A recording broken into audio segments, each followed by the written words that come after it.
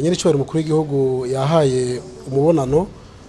nyakubahwa Michel Kafando yahoze arongoye igihugu ca Burukina Faso muri kino gihe akaba ari intumwa idasanzwe y'umunyamabanga mukuru w'ishyirahamwe mpuzamakungu Onu ngaha mu Burundi. Rwa rugendo rwiwe rwa mbere ngaha mu Burundi yaraje kubonana n'abarongozi b'u Burundi ku rwego rwo hejuru kugira ngo baganire ingene ibintu vyifashe mu Burundi ku mpande zose, na cane cane yuko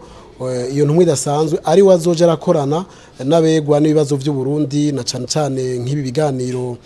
by'abarundi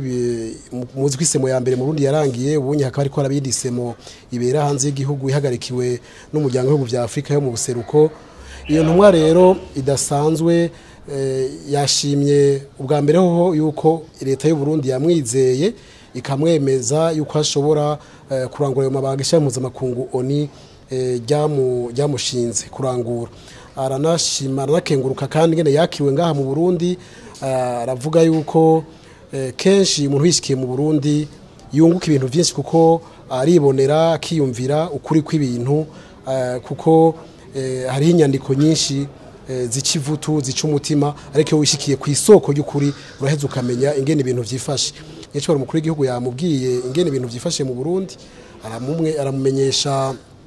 intambwe igihugu kimaze gutera mu gihugu mu gutsimbataza amahoro n'umutekano nayo kwikukira. Aramubwira kandi naho umugambi wo kuja inama n'ingingo hagati y'abego n'ibibazo by'u Burundi uteye. Hanyuma ikindi tubabwira nuko Uwahoze mu gihugu ca Burukina Faso n'umuntu azi neza ibibazo Afrika ikunda kugira, aho nyene yivugiye ati kenshi ibibazo abanyafrika bagira ntibiterwa n'abanyafrika ubwabo gusa, hariho usanga hariho ukuboko kw'ibindi bihugu, cyane cyane ivyo bihugu vya rutura biba bifise inyungu birondera muri ivyo bihugu. Ivyo rero bigatanga icizere yuko azotegera neza, azoheza agakora neza imitego